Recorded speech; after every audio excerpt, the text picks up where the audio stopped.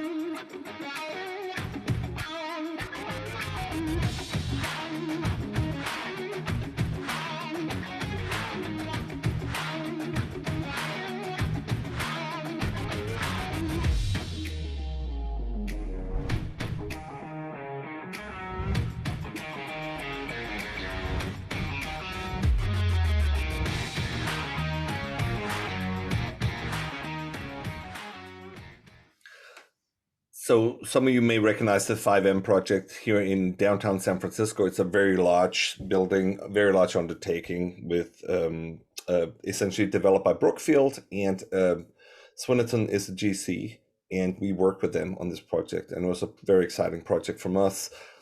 Canvas team has peaked at about 75 people here. We've had a busy spring. 5M here have been one of the jobs we've been on. We were on 4 concurrent jobs recently, which is something of a record for us. So we're really trying to sort of scale from these early days. We're about 4.5 years into the journey into reinventing drywall. I'm going to show the timeline in a minute.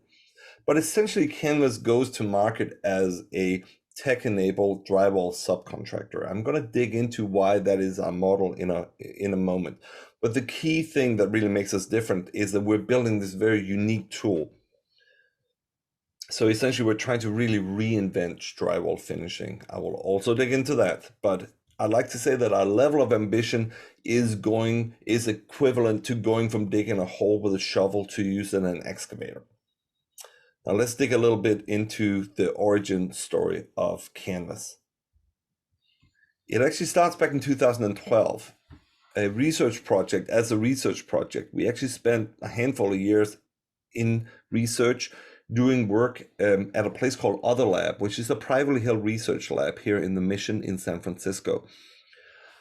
We were working with DARPA, NASA, the Navy, Airbus, Toyota over the course of this research path. And the running theme through the work was always that this new type of machine is possible, a machine that can sort of go into the world where there is variability and other things that have made it hard for advanced manufacturing equipment to go so far. So that is basically the course thesis running through the work.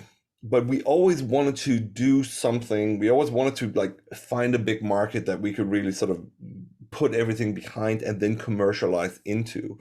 And after a few years of research and a lot of learning, we started to think about commercialization.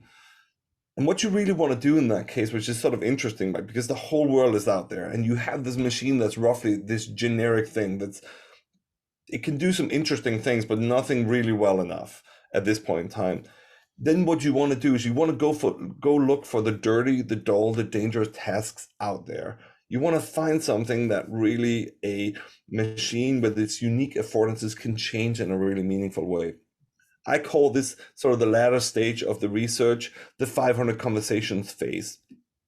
It basically was me and a bunch of engineers at this point in time, and I went into the world to try and find what the heck this company was going to be founded around. And I actually had brought a lot of things back to the company, only to have them really shut down. No, this won't work for this technical reason. This won't work for this reason. And sometimes there were business reasons. It was very difficult.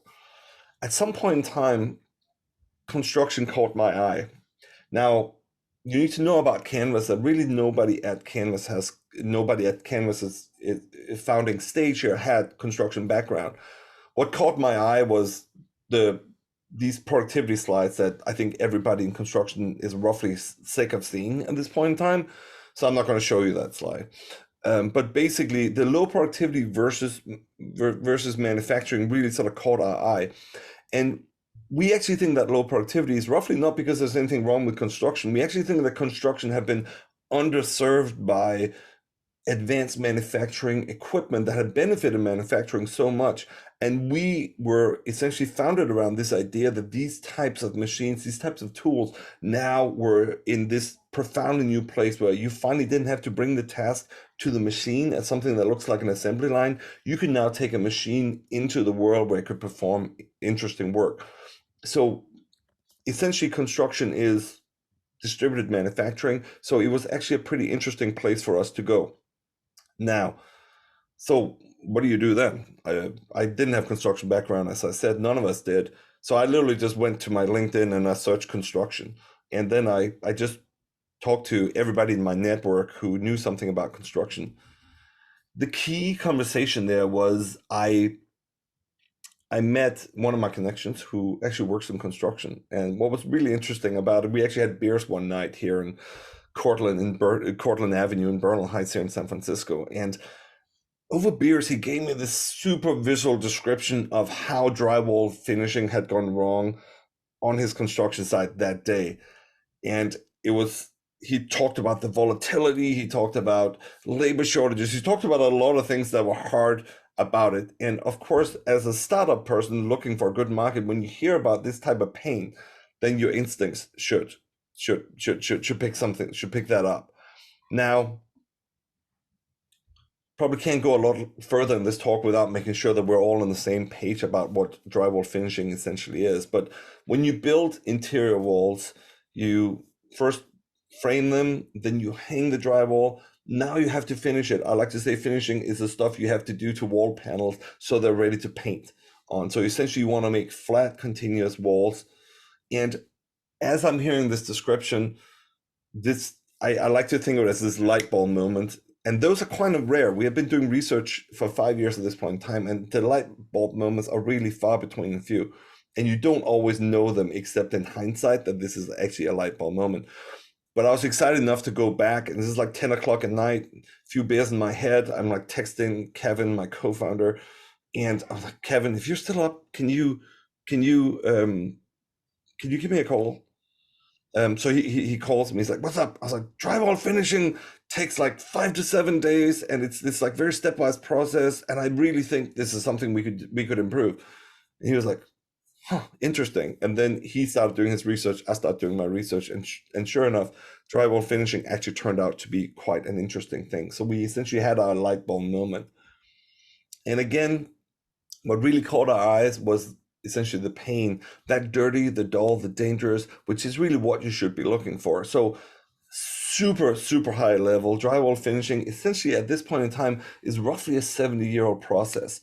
Drywall became the predominant paradigm for building interior walls about 70 years ago. And certainly there have been tool upgrades since, but really the process has roughly stayed in that same paradigm, if you will. The work has high volatility, there are massive skilled labor shortages, and also it's work that can really go wrong because of the variability of it. And then also you have real health and safety concerns with this work. People who have been doing this work for years really have often sacrificed their health and their bodies in the service of this work. So there was a real opportunity here. So we believe that we had found the problem that we wanted to solve. Now, the problem is enough. You also need a business model to put around it. And when you looked at this market, it was actually quite a scary market to sell to. There were thousands and thousands of companies doing drywall finishing across the nation. It amounted to a big market, but it was served by a super fragmented set of companies.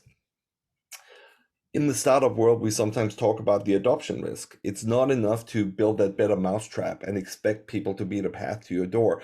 You actually need to get yourself to believe that you can get the market to adopt this innovation as you bring into it. History is littered with examples of superior technologies that never found their markets.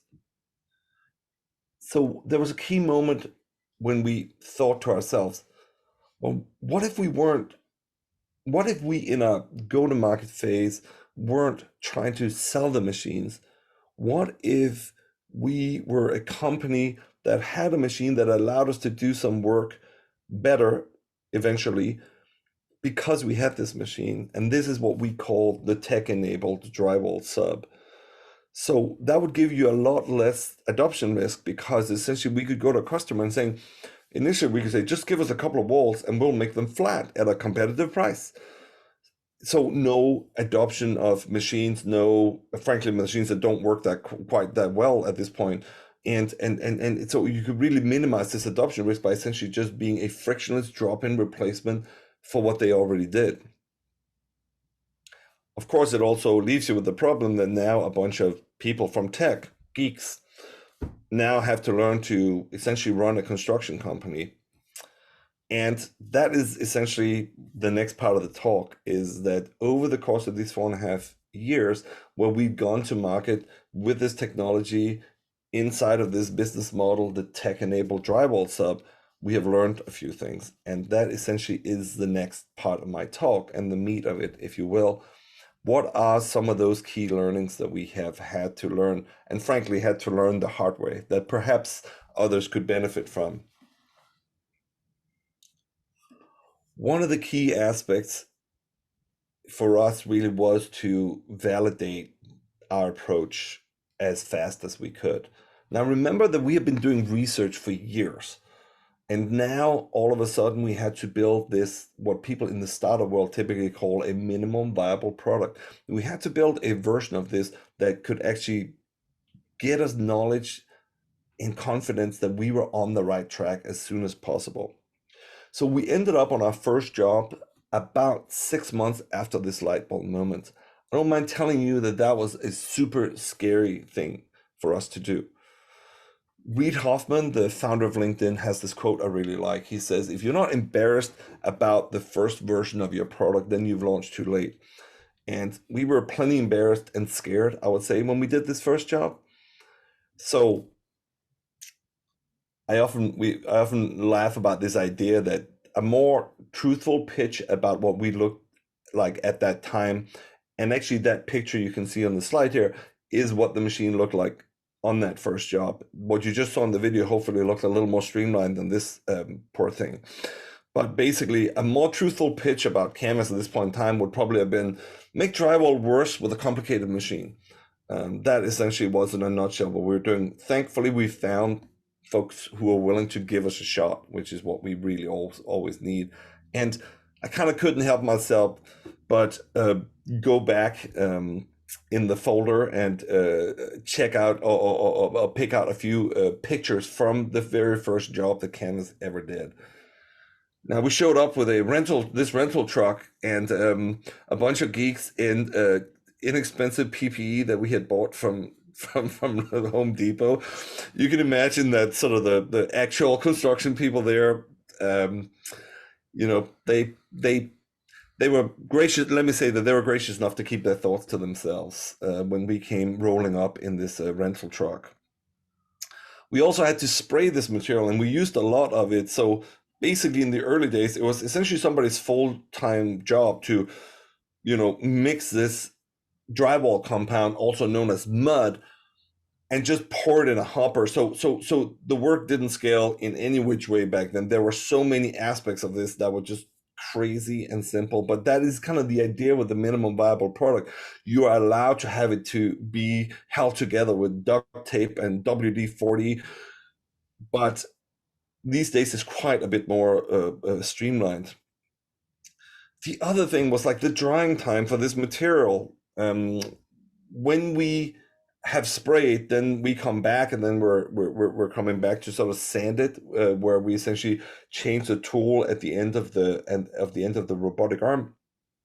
Now, when we came back to sand, this thing, the material was still wet. Now, that has never happened to us in our lab before, because our lab had pretty good airflow. This construction site had no airflow whatsoever, so the material just roughly would not dry. So we had to wait and come back again. So you can imagine that people who already wondered a little bit about how legit we were, seeing us come back and then have to come home probably wasn't the most awe-inspiring thing that any of them had ever seen. But but this was like the team that sort of was there on that first job. And I mean, look at us. We were so happy. We ended up sort of landing on our feet after all these trials and tribulations. But it's I get really nostalgic looking at that picture. A quick side note is that sort of construction friends later told us that this whole slanted helmet thing that I have got going on, and Maria, my co-founder, who's standing a back row to the right behind me, have got going on, that's just a big no-no in construction. People laugh behind you at your back if you look like someone who's out of a musical on construction or something like that. So there was a lot to learn. So this first job was really humbling, but we really learned a lot along the way. And I would sum it up as the key learning number one, which is you really don't know anything about what you got until you test your product on a real construction site. So that is why this minimum viable product is so important. And frankly, this humbling journey to that first job turned out to be so important. So at this point in time, you can imagine that even we now understood that we needed some actual construction experience. This is a picture of Teresa, who actually had a wonderful journey with our company. And next, we were really bringing in, we were now realizing that we're actually a team of technologists. And it's pretty clear that we need a professional taper on the team. Tapers are the tradespeople who perform this work. And we really instinctively knew that getting that first hire right was so important. By the time that Teresa walked in to interview, this picture is literally from that day she interviewed with us, which was another very fond memory. We had interviewed about a dozen tapers, and we really felt that we were looking for someone who really knew the trade, but was also sufficiently open-minded to be able to really help us develop this machine and accept how bad it would be for a long time until we could finally get it to be good. Now, so we were getting quite desperate because it was very hard to hire for, and we were starting to think, are we looking for some unicorn that actually doesn't exist? Now, in walks Teresa, actually one of the first women to work in the construction trades here in the Bay Area. And we had asked for a taping class as part of her interview, and Teresa just nailed it. She was just, I think in another life, she might have been a teacher. She just walked us through it in this way that was just kind of amazing. And I could not stop smiling because 2 minutes into this, I knew that we had found our person. And she really has helped us so much in make our machine actually useful for the skilled worker running the job, because ultimately we are making a tool for Teresa and the other trade workers doing this job. And without that, her insights, like, this tool would not have worked. She would actually even shine in front of construction executives when we brought them to the office and we explained our process to them. When I explained it to them, they would like to sort of, go into a bit of detail with me. And it was kind of a skeptical audience. But when Teresa explained the process, nobody ever really seemed to mess with her, because they just kind of intuitively understood here was someone who really knew what they were talking about, frankly, unlike me. So we had promoted Teresa a couple of times. First, she ran her own crew. Now she's actually a taping superintendent. She's running multiple crews right now. And she's had this fantastic journey with the company. And there have certainly been other key construction people we added along the journey who have just been transformative for us. Another one I can mention is Mike Mayock. He runs Mayock Drywall. In the super early days when we really did not know what we were doing, Mike and Teresa and several others I could mention just have been incredible in help guide us along the path. So that's my key learning number 2. If you are not solving your own problems, then you really need to bring in the professionals. But what about the unions? You can imagine in a movie about construction that the unions, trade unions, and a venture-funded robotic startups, surely these must be each other's arch enemies, right? We were told a lot of scary stuff about unions from investors and others. Looking back, frankly, a lot of this stuff now, I see it for the secondhand knowledge it was, but people were like, unions are going to hate this. You're in for a fight. You better figure this out. I think one of the things that we did right, perhaps in our naivete, was that we actually just picked up the phone and called. So you can look up who your local business agent is. Ours was called Carlos from the Painters and Finishers Union. DC16 is like the regional part of this. Pick up the phone and call Carlos. Now, Carlos, I am a guy in a startup. I'm working on a tool that might impact your industry. Can we talk? And he's like, sure, let's meet up. And I actually met Carlos in a cafe. I'm almost embarrassed to say because I heard so much about these scary union people that if he was some madman, I could not have him at the office. Now, Carlos, of course, was not a madman. He was a very, very reasonable guy who cared about his members and progression in this industry as much as I did. He was also a dad. I remember when you're sitting across from someone, flesh and blood and a human, then it's all those kind of scary things about people just kind of seems to melt away. Unions have actually been amazing for us. Before we had a contractor's license and we needed to go out on jobs, they actually lent us their training facilities out in St. Leandro. And at every term, we've been able to just pick up the phone and call them and see real partnership on the other end. We also do our best to proactively keep them in the loop. We've actually, I was on a call with them the other day where I was telling them about our roadmap, where Canvas was going, if they had any concerns and anything we could collaborate around. So Canvas's execution arm that go out, this tech-enabled drywall sub is proud signatory to DC16 Painters and Finishers Union. So my key learning number 3 is do not settle for secondhand impressions, move in close. Make sure you know what you're talking about because you went and found out yourself. And I think that sort of attitude about how to enter the industry with actually going to have conversation with people is important. Now, you'll often hear startup people and people in the startup ecosystem sort of throw around the word disruption. I myself have been plenty guilty of this. And like a recent example, of course, that shut down tragically was Katera. For me, they also represented this kind of disruption approach, which often feels like kind of a lot of criticism without acknowledging that the industry actually does a lot of things right. For me, disruption is this kind of adversarial act. It's something you go and do to somebody. So my advice, based on what I've learned with Canvas, to startups and other people who tries to bring innovation, show up to have a conversation. Show up to listen with intent to people because startups and construction have so much to learn from each other. I am super grateful for our early collaborators such as Swinnerton, Webcore, DPR. They've just been willing to be patient with us and learn. I also would like to think that maybe a bunch of productivity obsessed geeks such as us also kind of could open a few doors for them, but it's really been a conversation, and I think that has gotten us to where we are today. So my next key learning is basically drop the disruption bullshit, pardon my French. The other thing, and this is something that probably pertains more to robotics and machines, is don't make machines that do what people do. Some of you may have seen this video that came out a few years ago about this like Japanese drywall robot. So this is like essentially it looks like it's like a humanoid robot. It's essentially this anthropomorphic machine. It carried drywall, it sort of put it up against the wall, and then it terrifyingly held a nail gun and was sort of shooting nails in with this thing. Now, it essentially just looks like somebody who tried to do with a robot what a skilled hanger of drywall would do. And of course, in the 3 years or so since I saw the first video, this thing has not been brought to market because honestly, it just will never work.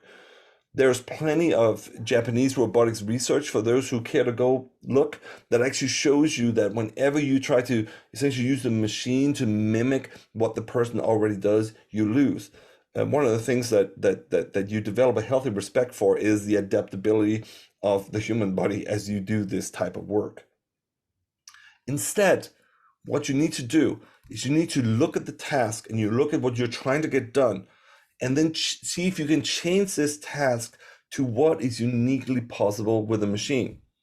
In our case, it meant spray on the drywall. Don't use the trowels, don't use the boxes, don't use all the traditional tools. Find another way to get this compound on and then sand it back afterwards, because the machine has consistency and precision, but it doesn't have the adaptability and all the other good things that the people do. So the current manual way of doing drywall finishing makes absolute sense when you're doing workers and they're skilled, they're artisanal, they can do this work. Also, machines could never do that, but the machines could do other things, play to the strength of the machines, and then you might have something. There's this one quote I love from this guy, Marshall McLuhan. He says, "We walk backwards into the future." Basically, even as we make progress, we sometimes take a bunch of assumptions with us as we make progress. And I would say that's the next key learning for me is don't walk backwards into the future. Be very careful with the assumptions you make. For instance, like that you need a humanoid robot to do what this thing does. Instead, be very, very careful with your assumptions. And that sort of leads me to my next point, which is a point about Crossroads. Because as you work in a startup or really any innovation context, you'll find yourself at a lot of crossroads. You're constantly asking yourself, when do you really do what the conventional construction industry is currently doing about this? And when do you maybe know what the convention is, but you make this deliberate choice to take a startup innovation path? Now, if I knew how to make these choices right always, I believe I'll be a very happy man. It's a very difficult thing to do. And I think whether or not a company like ours that sort of moves in the realm of both construction and sort of the entrepreneurial ecosystem, on both sides of these equations, like we really find ourselves constantly at this type of crossroads. When I first came out and talked to investors, I have this like very visceral memory of we came out and we said to them, well, we actually don't think there's any other way to get this product to be good enough in the go-to-market phase, but to be a tech-enabled drywall subcontractor as our business model. Now that means we're going to employ people like Teresa who wear boots to work. We're going to have to sit down with unions and come to some form of understanding. I can tell you that I was kind of laughed out of many investor offices for this thing. This is like the dumbest thing they ever heard.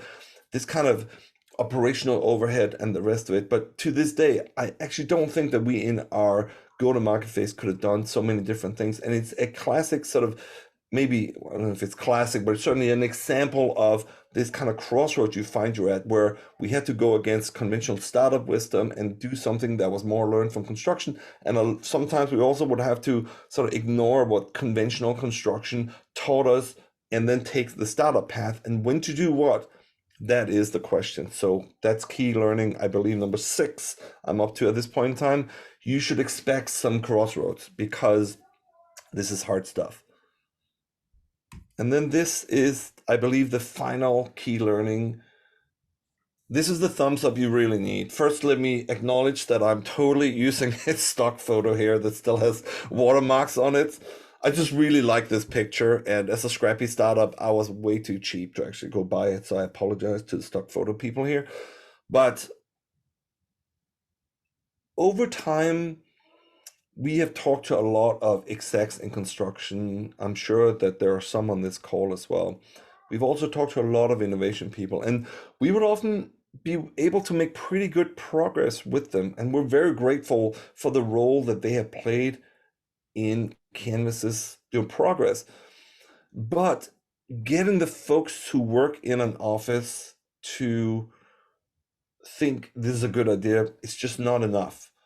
What really matters is what folks in the field thinks. So that is really that thumbs up you really need.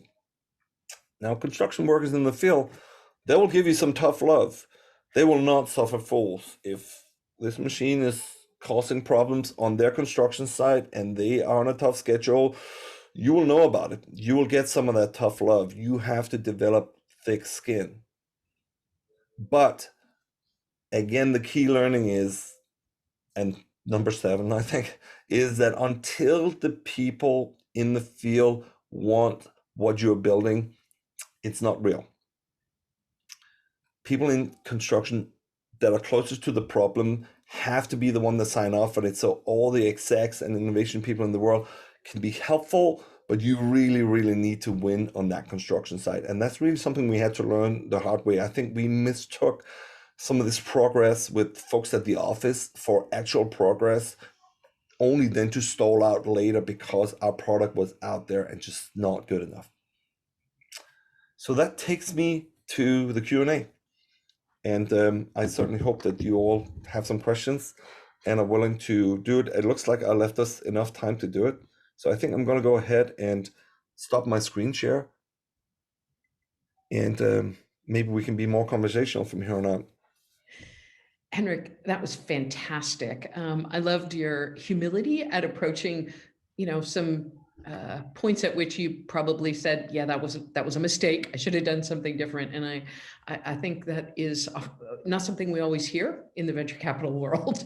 So I want to say, I think that personally probably has a lot to do with your success. I know you've worked with Todd Mercer at Webcore, and he wasn't able to join us today. I had asked him to, but he sent me a couple of questions. So I'm going to throw out one of his questions to you, which is, what do you think the path to machine adaptation within the entire industry looks like? I mean, you focus on a very discrete problem, but what do you think about it, or have you had a chance to think about it in a holistic way? Mm-hmm. Thank you. And shout out to Todd. I'm kind of smiling at the idea that Todd may be watching this later on his couch with eating some popcorn. There's definitely a moment in time here, I think we're at, where this new machine is possible. There's a very powerful why now moment. We're really standing on the shoulders of a lot of investment into self-driving cars that have driven down the prices. Some of the sensors we use on our machine today that we buy for hundreds of dollars. My co-founder Kevin, who came from Boston Dynamics, he had similar capability on his machines in the early days, where he paid like $1 million for the same ones. We are clearly at this moment in time where this kind of go into the world, understand it well enough to work on it is possible. So we really do think that in one of the early sort of pitches we had this Venn diagram that sort of shows the world of automation and construction as these kind of two separate bubbles that didn't touch each other. And we think the opportunity was to sort of push these two together and bring incredible productivity to construction via these newly possible advanced manufacturing equipment. So I would say I'm very optimistic about the whole market. I also want to give a shout out to other folks who are sort of doing what we're doing, like look at companies like Dusty Robotics. They actually recently announced funding run by Tessa Lau, who we think the world of. Built Robotics. There are others out there, and there is clearly a broader kind of wave of this happening right now. That's sort of, I would say, maybe the global view. I think you're going to find these advanced machines in construction. For Canvas in particular, I've talked in this talk quite a bit about being a tech-enabled drywall sub in this go-to-market phase. Now that the machines are getting more robust and actually are no longer, doing drywall worse with a complicated machine, now Canvas, we're now finally, I would say, talking to our customers about them running the machines. I see Henning from DPR on this call. We're talking to DPR about running the machines. We're talking to a bunch of customers about it. Basically, what would it look like for you all to take Canvas as machines? Canvas is now no longer this tech-enabled drywall sub that we by necessity had to be. We are now the people making and supporting the machines so that trained construction folks can finally sort of run them in the field. And hopefully together we will then really transform the face of what this work looks like. So that was sort of the macro situation and the Canvas situation in particular. I hope that answers the question. So Steve Burrows, Steve, I think you're unmuted. Do you want to ask your question? Sure. Hey, Henrik. Thanks for that presentation. I wanted to ask what you think is next for tech-enabled subs, not just for Canvas, but for tech-enabled subs in general. It's definitely an interesting question, and thanks, Steve. First of all, I think tech-enabled subs, when it comes to the construction side, I sort of imagine almost that's what you have to be. There are a lot of things about construction that we've all seen, the McKinsey reports and other things, where it's like one of the least digitized industries and the rest of it. And then you sort of ask yourself, why is it so? Why is it so? Why haven't digital tools found their way into this industry when they found their way into so many other industries? And when you look at a drywall sub, for instance, and then you look at their profit margins, and then you can sort of now quickly understand why they are not running R&D and other things. So I think most of them won't have an innovation department to essentially help bridge you into the industry. Being a tech-enabled drywall sub allowed us to be this drop-in replacement for what was there. So I think you're going to see more people take that model. And frankly, it's not the typical startup model. Paul Graham of Y Combinator has got this great essay where he talks about a lot of people in the startup world has what he calls schlep blindness, which is like they prefer almost to sit in kind of like some ivory tower and develop technology and let other people use it without really sort of getting out there and getting their hands dirty. Now, I don't know how we could have gotten this machine to where we've gotten it without getting our hands dirty. So I think you're going to see more tech-enabled people in this industry who come out and essentially do these tech-enabled services, whether it's subcontracting services or other services in the industry, because I think it's just the most frictionless way to mitigate the adoption risk of this industry. Great. We have Henning Rodell. Henning, do you want to ask your question?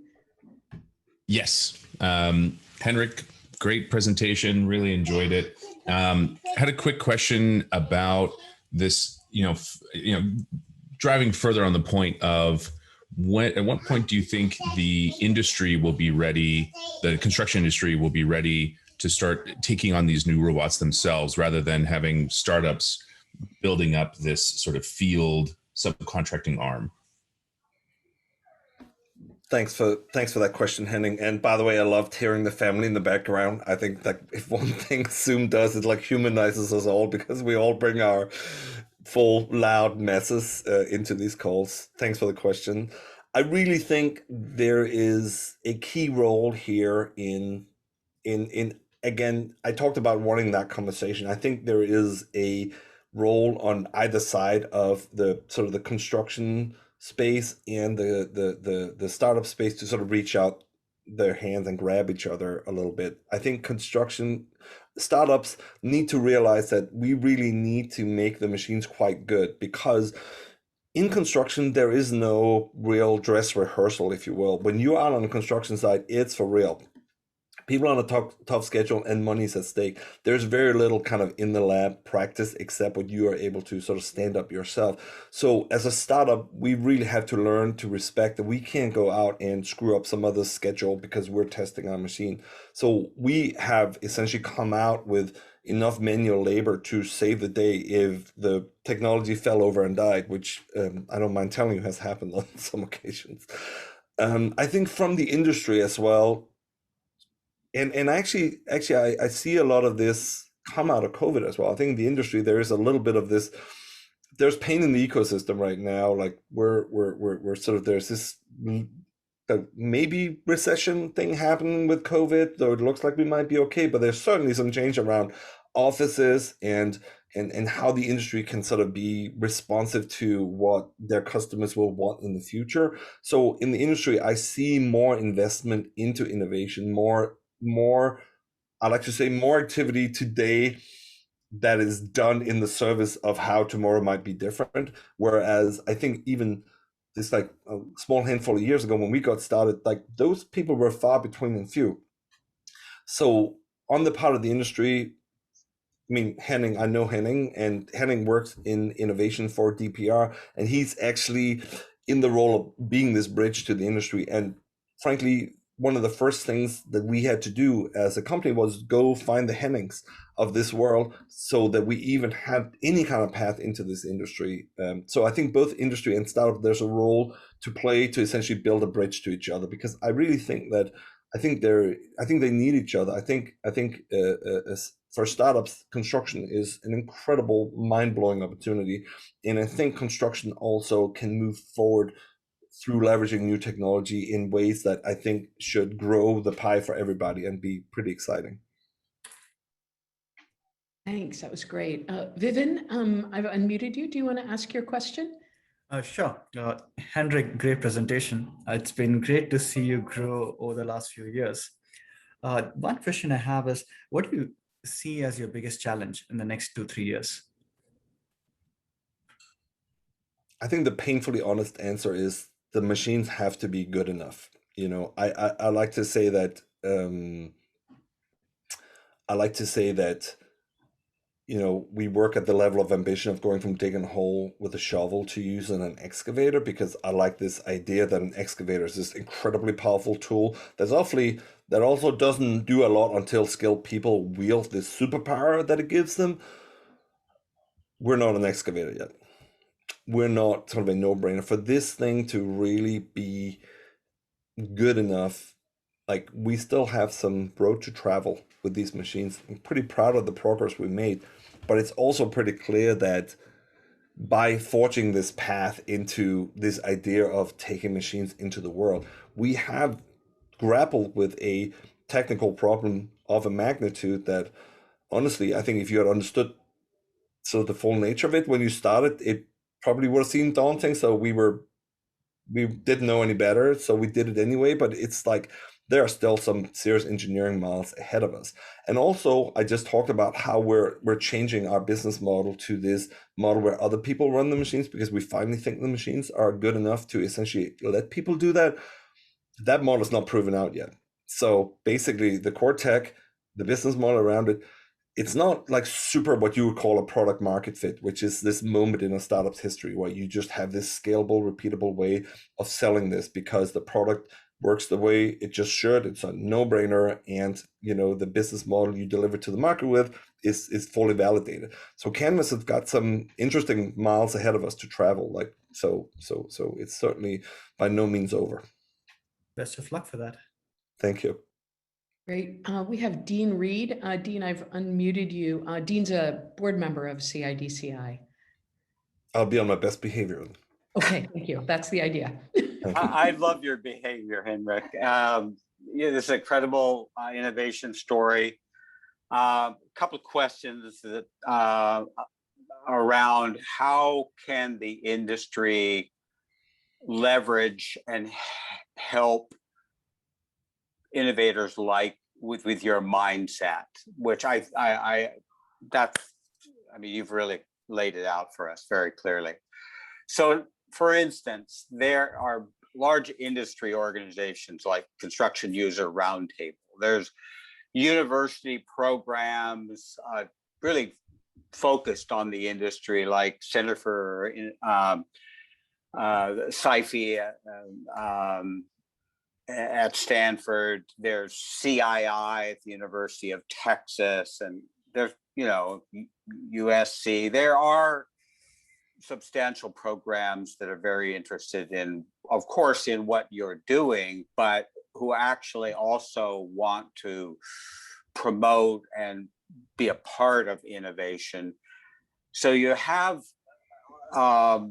these organizations in universities, but within the industry, you know, and AGC comes to mind. And I wondered if you had interactions with them on your journey, or what you would think about what you would ask them to do, to perhaps to change their approach, so that the path could be quicker and more certain, and so we could keep you focused on this industry, for example.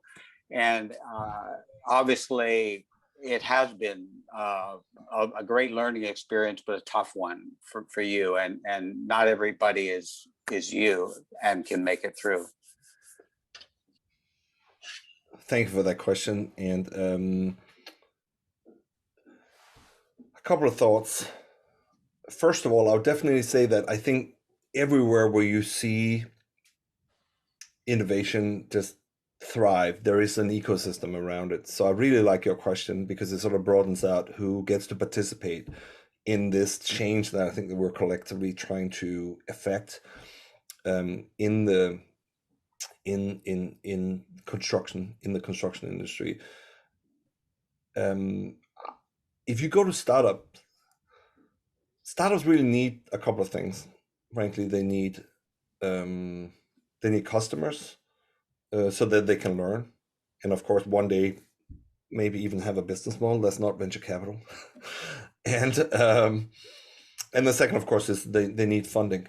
So if you want sort of to help a startup ecosystem grow, those are a couple of things that they need very directly. Now, what can that look like? Well, on the customer side, that early adopter moment where your minimum viable product is quite minimal, and you might even come out on a construction site and actually kind of fall flat on your face. That is a tough place to be. I think we were uniquely able to do that because we kind of came with momentum from the research space. But if you imagine that we had sort of been the classic startup story of meeting in a garage and then trying to get to this minimum viable product that we could then bring out on construction site, I think I'm not even sure the canvas would have been possible, quite frankly. Maybe it would, but it's hard for me to see. So I would say create incubators, create protected spaces that startups can live in these early stages. I often think of these early idea stages as these kind of very fragile babies. Like you can, it's so easy to say everything that they can't do and how they fall short and so many things about them. But if you're willing to take a look, there's also endless potential here. And if you're willing to see the potential and past all the shortcomings and help that grow, it is super exciting. And I think also in that ecosystem thinking, I mean, one of the things we're benefiting from right now also is on the startup side of things, there are actually now people who have sold companies and are willing to invest into young companies that come in. So my headline back to you is just like anything that you can do to play a positive role in the ecosystem. And frankly, I think this forum and the forum that you have created, that you serve on the board of, is one. Anything that strengthens the ecosystem, in my mind, is a good thing because there are still things about it that are hard. There are still things about it that are probably a little more bruising than frankly they should be. But people, good actors in the ecosystem that want to look at innovation at this early stage and roll up their own sleeves are incredibly valuable. And there is a too long to mention a list of people who fit that description, without whom we would have been utterly lost. Yes, thank you. So my takeaway is we need more mothers for the innovation ecosystem in construction. Mothers, nannies, au pairs, anybody who wants to help these babies. Modern men who don't mind like taking on the father role. You got to start working on that. I've just unmuted Stuart Eckbott, who's the chair of CIDCI. Stuart, did you want to say something? Can you hear me? Yeah. So first of all, Henrik, I loved your presentation and really the personal approach. So thank you so much. So my question, actually I have several, but I'm only going to ask one. So did you learn, and all the things that you learned as you were producing and creating this machine and the technology, and did you learn anything about the drywall itself, not the business, but in other words, the materials? Is there an extension of in using this machine that started to teach you more about other materials and other ways to think about materials in the construction industry? That's a great question. Thank you. I talked about walking backwards into the future. I think one of the ways that we're walking backwards into the future is that we're using existing materials. We just apply them very differently. That's one way of describing what we do. I would say, are keenly aware that this can't be the end of it. Sometimes I like to say, imagine if you took regular architectural paints and then applied them in the automotive industry, where you have this incredible application mechanism through these, like, car painting robots that are incredibly advanced. But imagine if you didn't do anything with the chemicals. Imagine you just sprayed on architectural paint. How different, how much less advanced, how less corrosion resistant cars would be these days. Remember when cars used to break because you literally like put your foot through the bottom of them? Now, that is canvas currently, essentially. We're essentially the equivalent of putting architectural paints on cars right now. We are very, very excited to improve the material. And at the same time, we're also humble in this idea that material science is not our core skill set. We have conversation with folks in the industry about what would a material appropriate for our sort of native to our way of doing things, what would that look like? And I think that could really move us forward. So I think one of the things that is so excited about this, and one of the things that make this journey worth it, I think, is the potential to just make incredible progress as well, right? So even as we kind of sort of show a fancy video with machines and stuff, I really think of this as canvas on first base, because the materials haven't changed. There's so much potential to improve it. There's so much potential to ask yourself deep questions. It's like, is the hanging and the finishing and the painting even a separate process, or is there a way to converge them all into one process? Like, what does framing look like? Like, I think there's a lot to do. And I think one of the things that's really exciting about drywall finishing for us is that it is this kind of first base. It has neighboring issues that you could also take on. So I think material has a huge part in this to play in the future. And I think if we succeed in the way that we hope to, Stuart, you will see us launch some stuff in that space as well that I'm not quite yet ready to talk about. Frankly, it's also not ready in any way, shape, or form, but it's something we're keenly aware of. Yeah, so thank you. I wasn't asking you for your new ideas. I was just curious. But thank you so much. That's really, really appreciate that. And again, I love your presentation. Very inspiring. Thank you. Thank you for saying that. So I think it's very fitting that the last question we'll take today is from Alec Walzer. And I think he might be a student entrepreneur, but I'll let Alex ask his question and let us know from what chair he's sitting in. Hello, everyone. Thanks for the opportunity to speak to you guys, and also really thanks for the presentation. It's super inspiring, and I could not agree more that actually you have to collaborate in today's environment, especially in construction, using new technologies. So my question goes into the direction, what can we do as educators? I'm based also in AC-related discipline at a university in Europe. So I'm wondering, entrepreneurship is not part of any of our curriculums at most universities, as you know, in the built environment. What can we do, and what can we tell the students? What are your top tips for students to also, undertake a new a new enterprise, a new venture, to become founders, and just to motivate them a little bit? What are your maybe top 3 tips for students that have ideas? Let me start with sort of the role of academia and then move on to the student to sort of follow your question. I think when academia doesn't connect to industry in a good way, it's a little bit like that Venn diagram I described with automation and the construction industry. It's these like 2 bubbles that don't touch.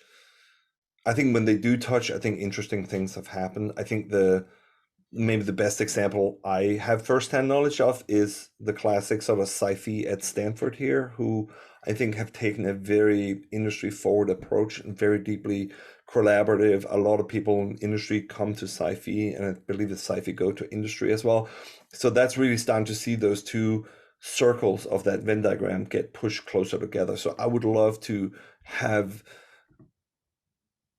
academia not be sort of the classic sort of ivory tower, but something that wants to be involved in the world and push itself closer. And I think CIDCI has actually proven a pretty strong model for that. I think for entrepreneurs, there is, or for students aspiring to be entrepreneurs, there is a little bit of a learning by doing you have to be very cognizant of. I certainly think that there's a big role for education to provide them sort of with a basis of knowledge that they can go into. But I think if that sort of theoretical approach, if you will, went hand in hand with a practical approach that sort of says, well, you got to build a company, you got to do something. Entrepreneurship is just not something you can sort of learn in the abstract, in my opinion. You really have to do it. Sometimes people describe a startup as a roller coaster, where it's like it goes up and down and it moves around, and it's certainly true. It really is that, and it's a bewildering process in many ways. But sometimes I think you also talk to people who stand next to the roller coaster and they look at it and they see it go up and down, and they can give this abstract idea, oh, it goes up and down, all those things. But the difference between being the person looking at the roller coaster and the person riding the roller coaster at the visual level could just not be more profound. So I would say, as sort of an actor in academia, give them a theoretical understanding, help them learn from others, but also push them towards learning by doing, because that is the only way to do it. That was the top one. I don't even think I have 2 and 3. Sorry about that. Fantastic. Thanks a lot. Thank you. That's so great. Henrik, we cannot thank you enough. This was such a fabulous presentation, and we're so appreciative of you sort of revealing the journey, what worked, what didn't work, and what you learned from it. It's rare to have someone as reflective as you, I think, tell us this story. So we're really looking forward to having you back in a couple of years and learning what you hear in the next part of your journey, because it's really amazing. So thank you so very much. We're really looking forward to hearing more about the new challenges you're about to take on. I'll come back when I have some fresh scar tissue. That sounds great. Okay, so this will conclude today's CIDCI online salon. We're recording this. It'll be on our CIDCI website as soon as possible. To join us for future webinars, be sure to subscribe to our newsletter. Our next salon is next week. CIDCI will partner with the NorCal chapter of the Association for Medical Facilities Professionals to convene a cross-sectional panel from the Bay Area to reflect on the systemic disparities which have been revealed over the past year and how we can take steps to move forward more equitably. Thanks for joining us, and we'll look forward to hearing more from all of you soon. Thank you so much for your time.